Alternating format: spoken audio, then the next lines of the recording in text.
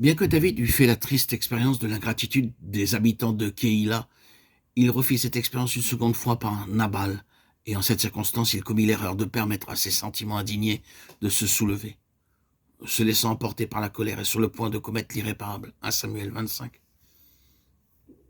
Le récit nous rapporte que David et ses gens n'avaient causé aucun outrage aux bergers de Nabal et ne leur avaient rien enlevé pendant tout le temps qu'ils avaient été à Carmel. Et David espérait recevoir en retour de la part de Nabal quelque nourriture en bétail ou autre vivre. Le renvoi des serviteurs de David, accompagné de la réflexion de Nabal, l'amena à la décision de sa perte et celle de sa maison. Mais la sagesse d'Abigail fut le moyen utilisé par Dieu pour que cette décision n'aboutisse. La situation en elle-même revêtait, il est vrai, un caractère injuste de la part de Nabal. Cependant, bien qu'il en fût ainsi, il est important pour notre instruction d'en tirer l'enseignement. Il ne fait aucun doute que le respect des personnes et des biens relevés est témoigné de ses qualités morales. Toutefois, sa réaction montre qu'il y a derrière ce que nous faisons une note de corruption qui se révèle en ce que nous éprouvons intérieurement, et par le désir d'être reconnu, justifié à nos yeux, en regard du bien que nous avions fait. Dans notre propre expérience, il en est souvent ainsi, n'est-il pas vrai? Même dans les choses de Dieu, nous aimons que l'on reconnaisse ce que nous faisons. Mais le Seigneur sait et connaît ce qu'il y a en nous. Aussi, ses voies sont toujours en vue de nous amener à la connaissance de ce que nous sommes. Le sentiment de frustration que nous éprouvons relève de cet élément de corruption qui se trouve lié au cœur naturel.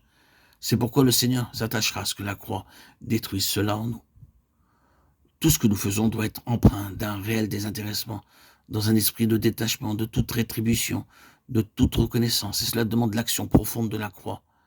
Car il faut que cette duplicité qui est là, tout au fond de nous-mêmes, et qui consiste en cet accord tacite entre ce que nous faisons et la pensée d'en être reconnu, soit mise en lumière et crucifiée. Paul dit dans sa lettre aux Colossiens, « Tout ce que vous faites, faites-le de bon cœur, comme pour le Seigneur, et non pour les hommes. » Colossiens 3, 24. Ainsi, par nos réactions, Dieu montre pourquoi nous réagissons de la sorte. Et ce sentiment de frustration que nous éprouvons de ne pas avoir été reconnus dans ce que nous avions fait est la preuve de quelques intérêts pour soi-même. Ceci amène une modification de nos pensées et nos sentiments à l'égard de nos semblables, et cela, Dieu ne saurait l'approuver. La règle établie est que nous n'avons pas à faire justice nous-mêmes.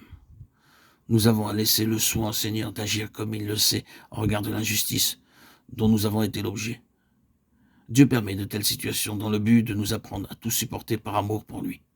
Laissons-lui le soin quant au choix du règlement. David eut à apprendre à travers des voies de souffrance une telle leçon dont l'écho nous parvient par le psaume 37. Garde le silence devant l'Éternel et espère en lui. Ne t'irrite pas contre celui qui réussit dans ses voies, contre l'homme qui vient à bout de ses mauvais desseins. Laisse la colère, abandonne la fureur, ne t'irrite pas. Ce serait mal faire. Psaume 37, 7, 8. Notre récompense ne se trouvera jamais dans la reconnaissance manifestée par des hommes, mais en Dieu seul. Ce n'est que lorsque la mort fait en nous son œuvre que se réalise la libération de ce que nous sommes. Cela ne signifie pas que nous demeurions insensibles à l'ingratitude ou à l'injustice, mais nous saisirons ces situations pour remercier le Seigneur, qui les permet dans le but que la croix atteigne toujours plus profondément la source de nos réactions, celle de notre vie naturelle. Nous pourrons alors prier pour nos semblables, tout en laissant la voie libre au Seigneur de leur parler ou d'agir selon ce qu'il aura décidé. L'œuvre subjective de la croix s'accomplit en vue de maîtriser et d'annihiler le caractère et la mentalité de l'homme naturel en nous, afin que l'Esprit de Christ pénètre l'homme intérieur et exerce depuis notre esprit son action sanctifiante sur toutes nos facultés en les amenant sous son contrôle. En ce qui concerne David, la suite de son histoire spirituelle montre que cette leçon fut bien retenue.